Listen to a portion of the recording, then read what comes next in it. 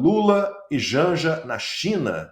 A comitiva que acompanhou Lula em sua recente viagem à Rússia e à China ultrapassou 120 integrantes. Estavam no grupo ministros de Estado, técnicos, assessores, o presidente do Senado, Davi Alcolumbre, e até o diretor do Banco Central, Gabriel Galípolo. Na viagem, a Janja causou um constrangimento entre o ditador chinês Xi Jinping e a enorme delegação brasileira. Durante uma reunião, segundo relatos desses integrantes da comitiva brasileira, a Janja pediu a palavra para falar dos efeitos nocivos da rede social chinesa TikTok. Ela afirmou que o algoritmo da rede favorece o avanço da extrema-direita no Brasil. E aí o ditador chinês respondeu que o Brasil tem legitimidade para regular e até banir a plataforma, se quiser. Foi uma resposta que tem tudo a ver com um ditador, obviamente, né? O encontro não previa espaço para discursos, o que causou desentendimento dentro da própria comitiva brasileira. O Lula tentou livrar a Janja da responsabilidade pelo constrangimento e ele também criticou o vazamento do caso à imprensa. Primeira coisa que eu acho estranho é que como é que essa pergunta chegou à imprensa? Porque estavam só meus ministros lá, o Alcolumbre e o Omar. Então alguém teve a pachorra de ligar para alguém e contar uma conversa que teve num jantar em que era uma coisa muito, mas muito confidencial e uma coisa muito pessoal. E depois, eu que fiz a pergunta, não foi a Janja. Eu que fiz a pergunta. Eu até fico perguntando, que eu vi na matéria que um ministro estava incomodado, ficou incomodado. Se o ministro tivesse incomodado, deveria ter me procurado e pedido para sair. Então, eu perguntei ao companheiro Xi Jinping se era possível ele enviar para o Brasil uma pessoa da confiança dele para a gente discutir a questão digital e, sobretudo, o TikTok. E aí a Janja pediu a palavra para explicar o que está acontecendo no Brasil, sobretudo contra as mulheres e contra as crianças. A pergunta foi minha. Eu não me senti nem um pouco incomodado. O fato da minha mulher pedir a palavra é porque a minha mulher não é cidadã de segunda classe. Ela entende mais de rede digital do que eu e ela resolveu falar. Ô Consta, vamos lá. Cadê a soberania nacional? Porque o Lula ficou todo feliz que depois dessa fala da Janja, daqui a pouco vamos falar da questão do filme também, né? Que ela participou lá do lançamento em Pequim do Ainda Estou Aqui, também cometeu outra gafe, que se ela fosse uma pessoa boa, a gente teria até aplaudido o que ela disse, mas cadê a soberania nacional? Quer dizer, o cara pede conselho, pede ajuda a um ditador que responde como um ditador. Vocês podem banir, vocês podem eliminar, vocês podem censurar. E ele ficou todo feliz, porque disse que o companheiro Xi Jinping vai enviar ao Brasil um representante para... Quer dizer, ele está aceitando que uma ditadura agora discuta a legislação brasileira. Nós estamos bem demais, viu? Mas que dúvida que o Lula vai transformando aos poucos, não tão aos poucos assim, o Brasil numa província chinesa, né? E com o aplauso de muita gente da velha imprensa. Nesse caso, pegou tão mal, e tentaram achar até quem foi o cara que vazou, falaram do Rui Costa, o Lula ficou incomodado ali e saiu em defesa da mulher, né? Achei essa parte fofa, né? Mas, e é difícil saber quem comete mais gafes, então a gente fica na dúvida, porque pode ter sido qualquer um dos dois. Mas a imprensa, no fundo, aplaude o que a Janja queria. A Janja, essa é a chamada, tá? Na minha opinião, essa é a manchete relevante. Janja acha que China censura pouco. Foi o título que eu dei para minha coluna da Gazeta, né? Janja acha que China censura é pouco. Então ela está reclamando assim, por que vocês não censuram mais as redes sociais de vocês? Né? Então essa é a conclusão. O Lula concorda, eles querem fazer do Brasil uma China. Na China, as redes sociais são bem controladas. Né? Lacombe, eu já mencionei aqui o editorial do Estadão, né? O dia infame, o Lula bajulando ditadores e não sei o quê. Qual é a novidade? O cara defende isso, o cara quer o Brasil como uma província chinesa, como uma Cuba maior, há 40 anos. Ele não esconde isso. Ele comemora colocar comunista no STF. mas tem tucano que até hoje finge que não acredita, que é brincadeirinha. Ô, Ana, vou chamar mais uma para você poder falar um pouquinho sobre esse amor do Lula e da Janja pela China, porque a Janja e a Dilma Rousseff, como eu disse, né, a Dilma, que agora é presidente de banco, né, do Banco do BRICS, elas prestigiaram a estreia do filme Ainda Estou Aqui em Pequim. Antes da sessão, a Janja fez um pronunciamento e chorou ao falar que a Dilma viveu na pele os horrores da ditadura militar. Com a chegada de Ainda Estou Aqui na China, podemos afirmar, mais que nunca, que esse filme que tanto nos orgulha ganhou o mundo. Com Ainda Estou Aqui, a população brasileira, principalmente os nossos jovens, puderam conhecer e compreender os horrores de um regime autoritário, um regime que matou milhares de homens e milhares de mulheres. E por isso que hoje eu estou aqui para poder vivenciar esse momento junto com a ex-presidenta do Brasil e hoje presidenta do Banco dos BRICS, Dilma Rousseff, que torna essa noite ainda mais memorável. Obrigada, presidenta Dilma. A presidenta Dilma viveu na pele os horrores da ditadura militar no Brasil. Foi presa e torturada, assim como Rubens Paiva. E agradecendo imensamente por ela ainda estar aqui e ter marcado a história do Brasil, como a primeira mulher a presidir nosso país. Peço licença para pedir para vocês uma salva de palmas ao nosso coração valente. Ela errou, né? Porque é uma salma de palvas, não é assim que fala? Salma de palvas? Acho que ela Uma errou. salma de palmas, ela pediu uma salma de palmas. Mas é salma de palvas. Lembra do transmimento de pensação? A gente fazia umas brincadeiras assim. Ela pediu uma salma de palmas.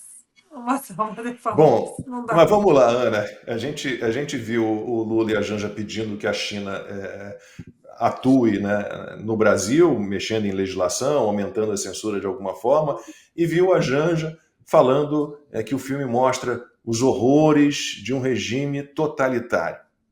Obviamente que ela se referia apenas ao regime militar no Brasil e ao período terrível em que nós tivemos o Bolsonaro como presidente. Ela não estava se referindo aos horrores de um regime totalitário como o do Partido Comunista Chinês. Né? Então, o que dizer? Não, já seria ruim se ela falasse uma coisa dessa, sei lá, na Itália.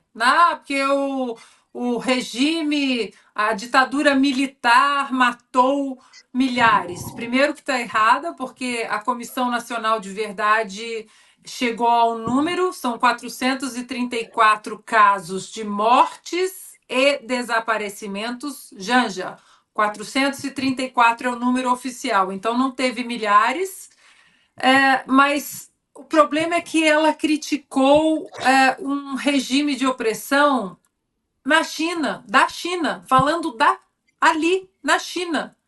Um regime que hoje continua mantendo em campos de concentração os muçulmanos uigures, campos de concentração, de reeducação. O comunismo matou mais de 100 milhões de pessoas na sua história, no mundo. E aí ela fala disso, aí presidenta também, né? Eles ainda precisam se decidir se é presidente, se é presidenta, se é neutro, se é feminino, masculino, até porque presidenta não existe. Então, Lacombe, o problema é que eles fecham os olhos, eles têm uma preocupação com os direitos humanos seletiva, né? É o buffet self-service dos direitos humanos. Não, isso aqui, para a China, eu não vou falar nada, não. Inclusive, ali, eles que estão pedindo a regulação ou a regulamentação das redes sociais, na China, e eu já fui dezenas e dezenas de vezes para a China, você não tem acesso ao Google aberto.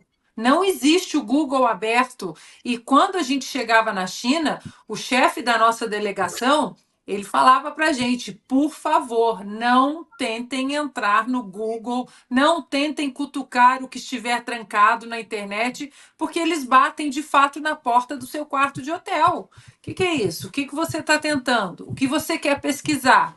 Isso eu vi, eu sou testemunha, isso acontece lá. Inclusive, um dos horrores, dos maiores horrores da história da China, que é aquele massacre da Praça Celestial, o Franco pode colocar a foto, por favor. Essa história toda de 1989, uma foto famosíssima, né, icônica, daquele rapaz ali, o trator, inclusive tem o vídeo dessa foto, né, o tanque vai movendo e ele vai movendo para frente do tanque. Não existe esse fato nas ferramentas de busca da China. As fotos depois que você vê dezenas de pessoas mortas ali na Praça Celestial, não existe, praticamente não existe. E a Janja, a nossa primeira-dama afetada, vem falar de direitos humanos e de opressão. Então, senhor Lula, a esposa do senhor, não é que ela seja uma cidadã de segunda classe, é que ela não tem classe mesmo.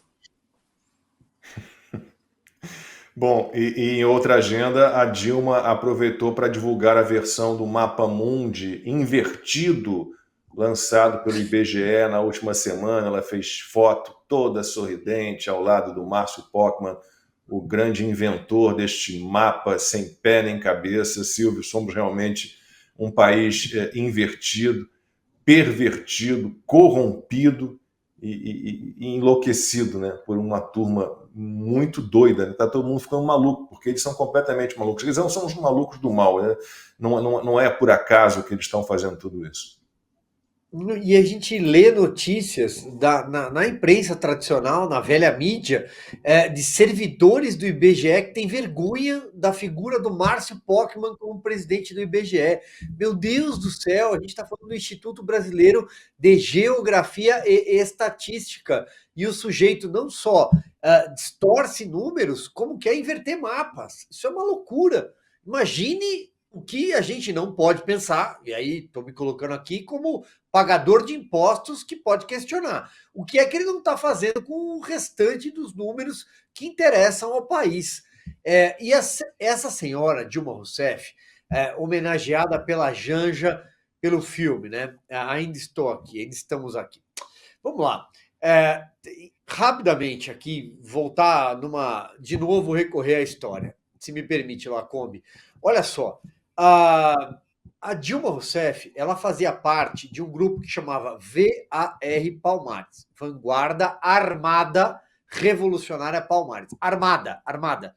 Segundo ela, com fuzis leves e explosivos plásticos. Isso foi publicado pela revista Piauí, quando ela e a colega Celeste atuaram no roubo do cofre do ex-governador de São Paulo, Adhemar de Barros. Ela disse que acomodou tantos fuzis e explosivos que a cama ficava até alta. Procurem na internet, vocês vão encontrar esse relato.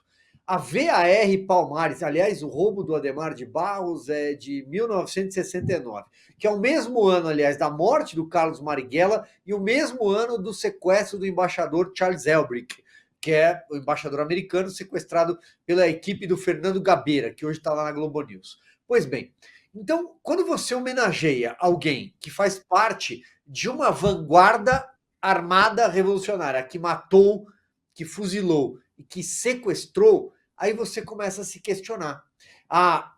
Falei do Marighella aqui. A Aliança Libertadora Nacional, a ALN, também matou muita gente. Então, a gente está falando de bandido de verdade, de criminosos de verdade. E aí a Janja aparece lá, vai lá para elogiar em plena China, que também é comunista, e a Ana acho que já fez todo o recorte possível sobre a China, e batem palmas, ou seja, a gente está batendo palma para quem mata. É disso que nós estamos falando? Bom, e sobre a presidenta, eu sempre lembro que terça-feira eu tenho consulta no dentista.